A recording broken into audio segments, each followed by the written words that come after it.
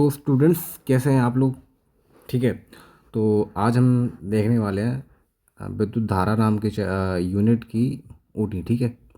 MP board की करने वाले हैं और 2020 से लेकर के 2025 तक की करने वाले हैं। और 2000 इस साल में जो सप्लीमेंट्री में भी आई है ना, उनको भी हम सॉल्व करने वाले हैं। ठीक है। यूनिट कौन सी है? विद्युत धारा। तो देखो क्या है फिर आगे आगे चलते हैं। देखिए देखिए विशिष्ट प्रतिरोध का मात्रक बताइए क्या होता है विशिष्ट प्रतिरोध। देखो मैं आपको बताता हूँ विशिष्ट प्रतिरोध का मात्रक। तो जैसा कि हमें पता होता है कि जो प्रतिरोध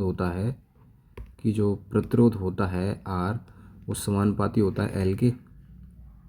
इतना तो हमें पता ही होना चाहिए ना। और जो प्रतिरोध होता है वो व्युत्क्रमानुपाती होता है क्षेत्रफल के। ठीक है। ये मैंने एक मान लिया, ये मैंने दो मान लिया। इनको मैं इनकी अगर मैं तुलना करूँ तो मुझे मिलेगा कि आर समानुपाती एल और ये नीचे ए। ठीक है। अब देखिए आप, जब ये समानुपाती का चिन्ह हटाया जाता है ना, जब समानुपाती का चिन्ह हटाया जाता है तो ये रो आता है। इसको बोलते हैं ये रो है। ठीक है। अच्छा, ये एल बाई ए। अगर मुझे इस रो की वैल्यू निकालनी है तो मैं क्या करने वाला हूँ, मैं इस सारी चीज़ को उठा करके इधर लाऊंगा। ठीक है। तो row L by A, R को उठा के इधर कर दूंगा। सॉरी, ये आर है और मैंने इस आर को उठाकर मैं इधर रख दूंगा इस तरह से। ठीक है। अच्छा, अगर मुझे रो चाहिए तो मैं क्या करूँगा, यहाँ से ए हटा दूंगा, ये भाग में तो ये गुणा में जाएगा और ये एल जाएगा भाग में। ठीक है। अब आप देखें आप कि रो आर है, ये प्रतिरोध है। अच्छा, ये ए है क्षेत्रफल। क्षेत्रफल का मात्रक होता है मीटर का वर्ग। मीटर का वर्ग। ठीक है। ये एल का मात्रक होता है मीटर। तो ऊपर 2 मीटर है, नीचे 1 मीटर, तो कट गया ना ये। ठीक है। तो ये आएगा रो इक्वल टू आर, ऊपर 1 मीटर बचा है, मीटर। अब हम यूनिट बता सकते हैं कि इस विशिष्ट प्रतिरोध की क्या यूनिट होती है। ये आर है प्रतिरोध, तो प्रतिरोध का मात्रक होता है ओम। और ये मीटर, तो ओम इंटू मीटर। ठीक है। अगर राशि पूछ ली जाए कि इसकी क्या राशि है, तो राशि आप बता देना, ये जो राशि है वो बेटा अदिश राशि है। ठीक है। राशि है अदिश। चलो आगे चलते हैं फिर। आगे क्या है देखते हैं। देखिए आप, किसी चालक का प्रतिरोध किस पर निर्भर करता है। तो मैंने अभी आपको बताया था कि चालक का जो प्रतिरोध होता है, जो चालक का प्रतिरोध जो होता है चालक का जो प्रतिरोध होता है सॉरी चालक का जो प्रतिरोध होता है वो लंबाई के समानुपाती होता है, मतलब वो लंबाई पर निर्भर करता है। ठीक है। और अनुप्रस्थ काट के क्षेत्रफल के व्युत्क्रमानुपाती होता है। अगर ये बढ़ेगा तो ये घटेगा, ये बढ़ेगा तो फिर ये घटेगा, इसका मतलब ये होता है। ठीक है। क्षेत्रफल है मतलब मोटाई, तार की मोटाई। ठीक है। और जो प्रतिरोध जो होता है वो ताप पर निर्भर करता है। ठीक है। वो ताप के समानुपाती होता है। तो ये चीज़ें हैं प्रतिरोध के बारे में। इन चीज़ों पर ये निर्भर करता है। बात समझ में आई? बात समझ में आई? ताप बढ़ाने पर किसकी प्रतिरोधकता बढ़ती है? ठीक है। अब देखो, ताप बढ़ाने पर प्रतिरोधकता किसकी बढ़ती है? ताप बढ़ाने पर किसकी प्रतिरोधकता बढ़ती है? ताप बढ़ाने पर बेटा चालकों की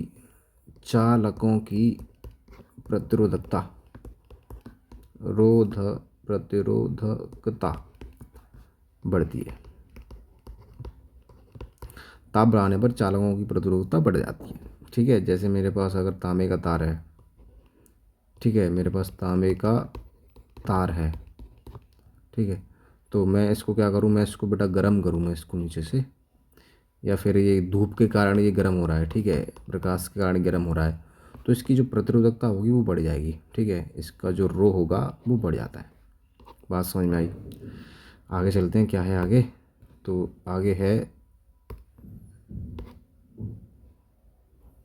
आगे देखते हैं आगे क्या है। आगे देखिए आप, आगे देखें आप। देखिए, किरचॉफ का प्रथम नियम किसका पालन करता है? देखो किरचॉफ का मैं आपको बताता हूँ। जैसे मान लो अपने पास एक सर्किट है, ठीक है। जैसे मैं आपको पूरा ही बता देता हूँ कि जैसे मेरे पास एक सर्किट है, इस तरह से। देखिए क्या हो गया ये? अच्छा देखो, मेरे पास ये सर्किट है ये, ठीक है। ये है, चलो ये बना दिया मैंने। ये प्रतिरोध है R1 और ये प्रतिरोध है R2, ठीक है, इस तरह से। और मैंने यहाँ लगाई नीचे बैटरी, ठीक है, बैटरी लगा दी। अच्छा ये बैटरी है तो इधर से धारा निकल के जाएगी। ये बड़ी प्लेट धन होती है, छोटी प्लेट माइनस वाली, ठीक है। तो इधर से धारा निकलेगी I, ये धारा यहाँ यहाँ पे आ गई। अब जब ये धारा इधर से आगे जाएगी तो जब इस वाले प्रतिरोध में जाएगी तो ये R1 प्रतिरोध है, तो हम बोलेंगे इसमें धारा जाएगी I1। जब इस वाले से इस वाले से प्रतिरोध से जब धारा जाएगी तो हम बोलेंगे इससे जाएगी धारा I2, ठीक है। जैसे सिंपल है, देखो आप, जैसे ये नदी है, ठीक है, नदी है, एक बड़ी सी नदी है, ठीक है। तो आगे जाकर ये जो नदी है वो दो हिस्सों में बढ़ जाती है, ठीक है। तो फिर क्या होगा कि थोड़ा सा पानी इसमें जाएगा, थोड़ा सा पानी इसमें जाएगा, अब आगे जाके ये मिल जाती है, ठीक है। तो इधर से जो पानी जा रहा है ना बेटा, इधर से जो पानी जा रहा है वो बाद में उतना ही तो पानी मिलेगा अपन को। इधर से जो धारा जा रही है ना, बाद में इतनी धारा तो मिलेगी, ठीक है। तो जो I होगा इसमें, तो वो I1 और I2 के बराबर होगा, ठीक है। तो जो I है मतलब आवेश, ठीक है, आवेश। तो जो किरचॉफ का जो प्रथम नियम है वो आवेश संरक्षण के नियम के अनुकूल होता है, ठीक है। वो आवेश संरक्षण का नियम का पालन करता है। किसका पालन करता है? आवेश संरक्षण के नियम का पालन करता है। I hope you get this students, ठीक है। अच्छा, किसी तार का विशिष्ट प्रतिरोध किस पर निर्भर करता है? विशिष्ट प्रतिरोध, ठीक है। तो जैसे मान लो अपने पास ये तार है, ठीक है, तार। अब मुझे क्या पता है इस तार किस चीज़ से बना है। हो सकता है कि ये लोहे से बना सकता है, हो सकता है ये सिल्वर से बना हो सकता है, हो सकता है ये कॉपर से बना होता है। तो जो किसी भी तार का जो विशिष्ट प्रतिरोध होता है वो पदार्थ की प्रकृति पर निर्भर करता है बेटा। पदार्थ की प्रकृति पर, मतलब किस चीज़ से वो बना है, इतना याद रखोगे आप। बात समझ में आ रही है? तो आगे देखिए बेटा, आगे देखिए धारा घनत्व का ऐसा ही मात्रक आना चाहिए आपको। तो धारा घनत्व का फॉर्मूला होता है तो J=I/A, ठीक है, धारा घनत्व। तो इसका मात्रक बड़ी आसानी से निकाल लेंगे मात्रक। क्या बात है, बड़ा सिंपल है। धारा को मापते हैं एम्पियर में, ठीक है। और ये क्षेत्रफल है तो क्षेत्रफल को मापा जाता है मीटर स्क्वायर में। बात समझ में आई? अच्छा, अगर राशि की पूछ लिया है कि बेटा ये राशि कैसी है, तो याद रखोगे ये एक सदिश राशि होती है, ठीक है, सदिश राशि। क्या मैं इसका विमीय सूत्र निकाल सकता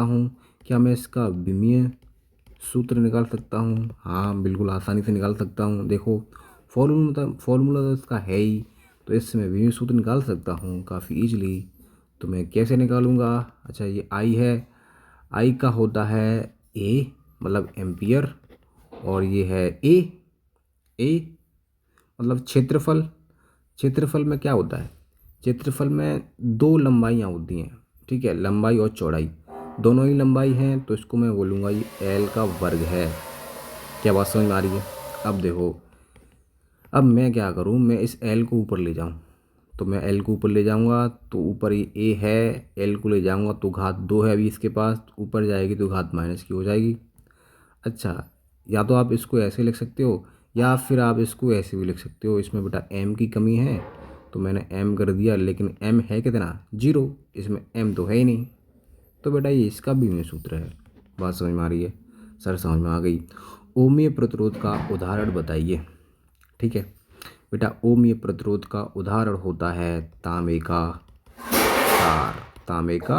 तार, ठीक है। अच्छा, अगला क्वेश्चन इससे ये भी पूछा जा सकता है कि आप अनओमीय प्रतिरोध का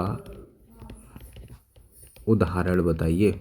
ठीक है, तो अनोमीय प्रतिरोध का उदाहरण होता है सिलिकॉन। ठीक है, सिलिकॉन। ठीक है, आगे चलते हैं, आगे देखिए आप, अमीटर को परिपथ में किस क्रम में जोड़ा जाता है। ठीक है, तो जैसे मान लो ये मेरे पास कोई सर्किट है। ठीक है, इसमें ये बैटरी लगी है। ठीक है, और अमीटर, तो ये मैं यहाँ पे अमीटर कनेक्ट कर रहा हूँ। ठीक है, इसे रिप्रेजेंट करते हैं। तो होता क्या है कि जो अमीटर होता है ना, वो बेटा श्रेणी क्रम में जोड़ा जाता है इस तरह से। ठीक है, श्रेणी क्रम में, याद रखोगे आप अमीटर को कैसे जोड़ा जाता है, श्रेणी क्रम में। ठीक है, आदर्श वोल्ट, अच्छा श्रेणी क्रम में जोड़ा जाता है। तो अगर इसका प्रतिरोध पूछ लिया जाए, प्रतिरोध, तो इसका अमीटर का प्रतिरोध होता है 0। ठीक है, एक आदर्श अमीटर का प्रतिरोध पूछ लिया जाए तो वो होता है 0, याद रखोगे आप। ठीक है, अच्छा आदर्श वोल्टमीटर का प्रतिरोध कितना होता है, तो बेटा याद कर लेना, वो होता है अनंत। ठीक है, इसे परिपथ में किस प्रकार जोड़ा जाता है, किस क्रम में जोड़ा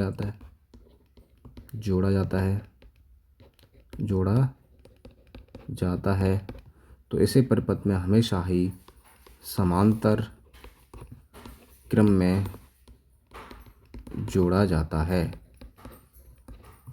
ठीक है, याद रखोगे, बड़ा ही इम्पोर्टेंट है ये। आगे चलते हैं, देखिए आप, क्या अर्धचालकों की प्रतिरोधकता ताप बढ़ाने पर बढ़ती है? नहीं। देखो, अर्धचालक क्या होते हैं, ये अच्छे चालक होते हैं। तो अगर इनको, जैसे मान लो मेरे पास ये कोई अर्धचालक है। ठीक है, और मेरे पास कोई चालक है, देखो ये चालक है और ये है अर्धचालक। ठीक है, तो देखो हमने पढ़ा है कि जो प्रतिरोध जो होता है वो ताप के समानुपाती होता है। मतलब अगर ताप बढ़ रहा है तो प्रतिरोध बढ़ जाएगा। लेकिन इसमें ये अर्धचालकों में ऐसा नहीं होता है, जैसे सिलिकॉन बताया था मैंने आपको। ठीक है, तो इसमें क्या होता है, इसका जो प्रतिरोध होता है वो ताप के व्युत्क्रमानुपाती होता है। मतलब ताप बढ़ाएंगे, ठीक है, सॉरी ये प्रतिरोधकता है। ठीक है, रो है ये रो। तो अगर ताप बढ़ाएंगे तो प्रतिरोधकता घटेगी। ठीक है, और ताप कम करेंगे तो प्रतिरोधकता बढ़ जाती है। इतना आप याद रखोगे। ठीक है, तो क्या अर्धचालकों की प्रतिरोधकता ताप बढ़ाने पर बढ़ती है? नहीं, ताप बढ़ाने पर इनकी प्रतिरोधकता कम हो जाती है। ठीक है, आगे देखिए, धारा किस यंत्र से मापी जाती है? तो धारा मापी जाती है अमीटर से।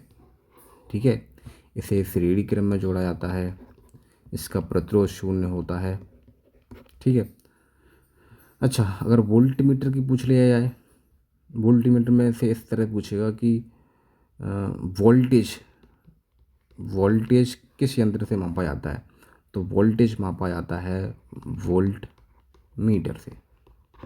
ठीक है, वोल्टेज किससे मापा जाता है? वोल्ट मीटर से। ठीक है, आगे देखिए आप, विद्युत शक्ति का सूत्र बताइए। तो विद्युत शक्ति का सूत्र होता है P बराबर वी आई।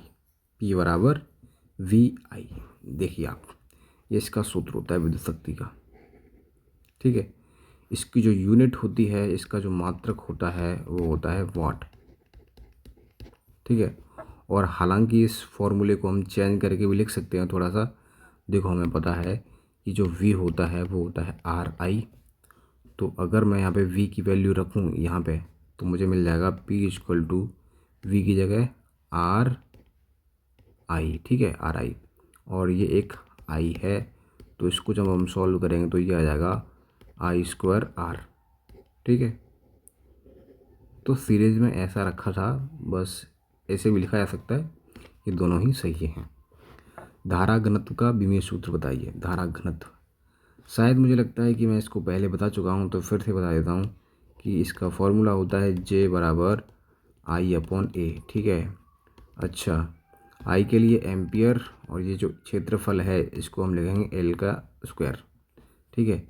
तो जब इसको मैं जब सॉल्व करता हूँ तो ये आता है L आएगा ऊपर, तो ये ठीक है।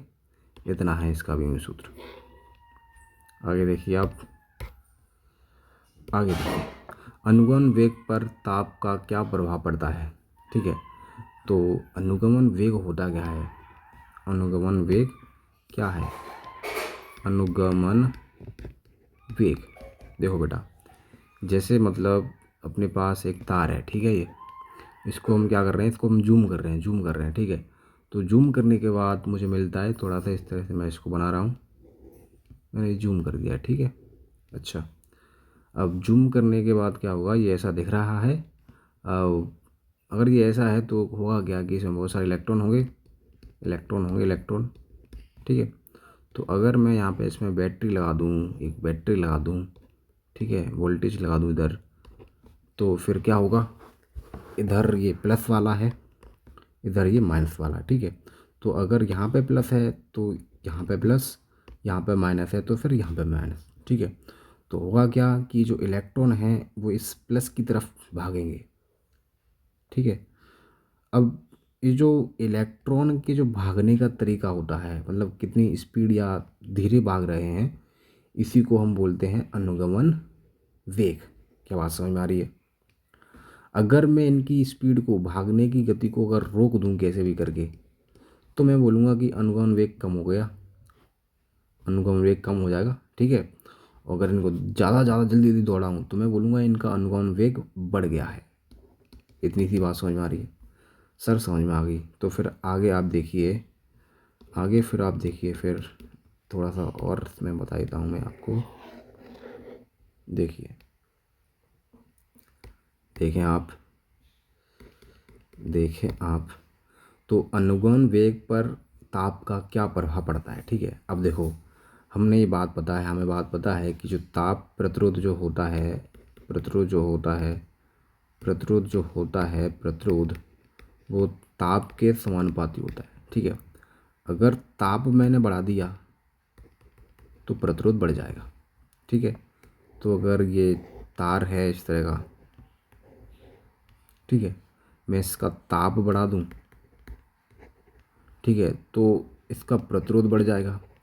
अच्छा, प्रतिरोध बढ़ जाएगा मतलब फिर हमें लाइट कम मिलेगी, करंट कम मिलेगा। अच्छा, करंट कम मिल रहा है, इसका मतलब ये है कि तार में इलेक्ट्रॉन धीरे धीरे भाग रहे हैं, ठीक है। तो अनुगमन वेग पर ताप का क्या प्रभाव पड़ता है, ठीक है। अगर इलेक्ट्रॉन धीरे भाग रहे हैं तो हम बोलेंगे अनुगमन वेग कम हो रहा है, ठीक है। तो ताप बढ़ाने पर अनुगमन वेग कम हो जाता है, ठीक है। ताप बढ़ाएंगे तो इलेक्ट्रॉन फिर वो धीरे धीरे भागेंगे। बात समझ में आ रही है। I hope you understand this. अब मैं आपको थोड़ा सा करके बताता हूँ। देखें आप, देखिए, अगर बात करी जाए विमीय सूत्र की, ठीक है, विमीय सूत्र की, तो केवल और केवल आपको दो विमीय सूत्र याद करने हैं। एक तो हमें बल का करना है, ठीक है। बल का विमीय सूत्र होता है mL⁻², ठीक है। और आपको एक कार्य का करना है, ठीक है। कार्य का सर क्या होता है, जो होता है mL⁻²T⁻²। इतना आपको करना है बस। और आप सारे विमीय सूत्र को, 12th फिजिक्स की सारे विमीय सूत्र इसमें यूज़ होते हैं, ठीक है, उन सब को आप सॉल्व कर सकते हो। क्या बात समझ में आ रही है। तो देखो, मैं आपको करके भी बताता हूँ, ठीक है। देखें आप, मैं आपको ये करके बताता हूँ, देखते रहना। अच्छा, समझ में ना आए तो वीडियो को स्किप करके देख लेना आप। देखिए, अच्छा, अगर बेटा मुझे विद्युत क्षेत्र की तीव्रता का बताना है, विद्युत क्षेत्र की तीव्रता का विमीय सूत्र मुझे बताना है, तो सबसे पहले मुझे विद्युत क्षेत्र की तीव्रता का सूत्र आना चाहिए, ठीक है। तो विद्युत क्षेत्र की तीव्रता का सूत्र होता है E बराबर F/Q0, ठीक है। अच्छा, ई बराबर एफ का विमेय सूत्र क्या होता है, ये वाला, तो एम एल टी की पावर -2, ठीक है। क्यू, देखो क्यू का तो हमें पता होना चाहिए, बिल्कुल सिंपल है, इसका होता है ए टी, ठीक है। तो अगर मैं इसको लिखना चाहूँ तो देखें आप, ये ऊपर m है, ठीक है, ये l है, इसकी पावर 1 है, ये ऊपर जाएगा तो पावर माइनस ही हो जाएगी, इसकी पावर 1 है तो ये ऊपर जाएगा तो पावर जुड़ जाएगी, तो ये t की पावर -3। तो ये बेटा है विद्युत क्षेत्र की तीव्रता का विमीय सूत्र। स्टूडेंट्स काफ़ी इंपॉर्टेंट है ये, ठीक है, काफ़ी इंपॉर्टेंट है, ठीक है। अब मैं आपको बताता हूँ विभव का, देखते रहना आप विभव का। अच्छा, विभव का फॉर्मूला होता है V = W/Q0, ठीक है। मैंने आपको क्या बताया, आपको एक तो इसका आना चाहिए और एक आपको इसका आना चाहिए, ठीक है। तो देखें आप, तो W का मुझे पता है, तो ये M L की पावर 2 T की पावर -2, ठीक है। Q के लिए AT, तो क्या मैं इसको सॉल्व कर सकता हूँ, बिल्कुल कर सकता हूँ मैं इसको सॉल्व, मैं इसको बिल्कुल कर सकता हूँ। तो देखो आप, V, ये M है इधर, ये L है, L कितने हैं, 2 हैं, ये जाएगा ऊपर तो घात 1, ऊपर गया तो घात माइनस की, अच्छा इस पर घात 1 है, ऊपर जाएगा तो घात इसमें जुड़ जाएगी तो घात -3। तो ये होता है विभव का विमीय सूत्र, काफ़ी इंटरेस्टिंग, ठीक है। इस तरह से आपको बनाना तो आना चाहिए ना, और इनको आप बिल्कुल रट लेना, ठीक है। अच्छा, मैं आपको बताता हूँ धारिता का विमीय सूत्र, धारिता, ठीक है। तो धारिता का फॉर्मूला होता है C = Q/B, ठीक है। तो C, Q का होता है AT, V का क्या होता है, V का स्टूडेंट्स, V का होता है ये वाला, ठीक है। इस तरह से क्रम में चलते रहते हैं, ठीक है। तो V का मुझे मैं यहाँ पर रख दूंगा, तो M L की घात 2, A की घात -1 और T की घात -3। इसको आपको सही से लिखना है। देखें आप, इसकी घात 1 है, ठीक है, और जब भी M ऊपर जाएगा तो घात हो जाएगी -1, ठीक है। अच्छा, ये L ऊपर जाएगा तो घात इसकी 2 है तो घात हो जाएगी -2। A इसमें है ही, और अच्छा A इसमें है, और जब ये वाला A ऊपर जाएगा, ठीक है, तो ये दोनों की घातें जुड़ जाएंगी तो घात 2, और जब ये ऊपर जाएगा तो प्लस की घात 3 हो जाएगी, और ये इस पर घात 1, ये घात ऊपर जाएगा तो 3, तो t की घात 4। ये होता है धारिता का विमीय सूत्र। क्या आपको इतना समझ में आ रहा है स्टूडेंट्स? आई होप यू समझ रहे होंगे, तुम बिल्कुल समझ पा रहे होंगे। तो मैं आपको अगला करके दिखाता हूँ, देखें आप। अच्छा, क्या आप प्रतिरोध का निकाल सकते हो, क्या आप प्रतिरोध का निकाल के मुझे बता सकते हो? आपके पास इतना सारा डाटा है तो आपको सबसे पहले आपको फॉर्मूला आना चाहिए। तो फॉर्मूला होता है प्रतिरोध का, चलो आपको बिल्कुल सिंपल तरीके से बताता हूँ, ठीक है, आपको बिल्कुल कंफ्यूज नहीं होने दूंगा मैं, ठीक। देखिए आप, V समानुपाती होता है I के, ठीक है। अच्छा, जब समानुपाती के चिन्ह को उठाते हैं तो यहाँ पे R आता है, और R है ये प्रतिरोध। तो अगर मुझे R की वैल्यू चाहिए तो ये R = ये हो जाएगा ये हो जाएगा आपका हाँ, क्या हो रहा है, V/I। चलो इससे ही काम चलाते हैं। अच्छा, R, V का आपको पता होना चाहिए, तो V कहाँ है, ये रहा, ठीक है। तो V का रख दो आप M L की घात 2, A की घात -1 और T की घात -3, ठीक है। अच्छा, ये I है, I के लिए A आएगा, तो यहाँ R लिख सकते हो आप, R की वैल्यू रख सकते हो। तो ये M है, L है, इसमें A जाएगा ऊपर तो A की घात हो जाएगी -2 और जी T की घात -3। तो ये मेरे को मिल गया R। क्या इतनी सी बात समझ में आ रही है आपको? I hope you get this students, ठीक है। आगे देखें आप, तो मैं आपको आगे और करके बताता हूँ। जैसे आप देखें अब विशिष्ट प्रतिरोध का, विशिष्ट प्रतिरोध का। ठीक है। अच्छा, विशिष्ट प्रतिरोध का क्या फॉर्मूला आपको याद है? अच्छा, नहीं याद तो आप निकाल सकते हो कि जो R होता है वो समानुपाती L होता है, जो R होता है वो व्युत्क्रमानुपाती A का होता है। ठीक है, इन दोनों को मिलाओगे तो R, ये L/A, समानुपाती के चिन्ह को हटाओगे तो यहाँ पर रो आता है, ये L/A। ठीक है, ये है विशिष्ट प्रतिरोध। विशिष्ट प्रतिरोध, इसका आपको बीमी सूत्र निकालना है तो सबसे पहले इसको अलग करना पड़ेगा ना स्टूडेंट्स। जो अलग कर देता मैं, ये जाएगा इधर, तो ये RA और ये जाएगा इसके नीचे, ये L। ठीक है, और ये रो। ठीक है, देखें आप तो रो इक्वल टू आ गया आपके पास RA/L। ठीक है, तो आप बिल्कुल सिंपल तरीके से इसकी वैल्यू रख दोगे यहाँ पे तो आपको रो का विमेय सूत्र मिल जाएगा। अच्छा, आर का विमेय सूत्र अभिवाल मैंने निकाला था, वो क्या होता था? वो होता था mL/2, A⁻², और T⁻³ अच्छा, ये A, इसकी यूनिट होती मीटर स्क्वायर, मतलब इसमें L हैं 2। ठीक है, यह L लेंथ है, लंबाई का मात्रक मीटर मतलब लंबाई। ठीक है, ऊपर 2 L है, नीचे 1 L है, तो कट जाएगा ना स्टूडेंट्स। तो रो आ गया आपके पास M।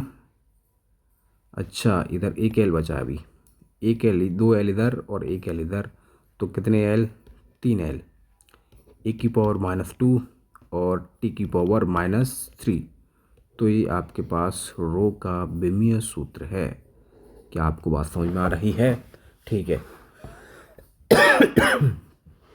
ठीक है, तो आज के लिए इतना ही। ठीक है, नेक्स्ट मिलेंगे अगली वीडियो में, तब तक के लिए थैंक यू।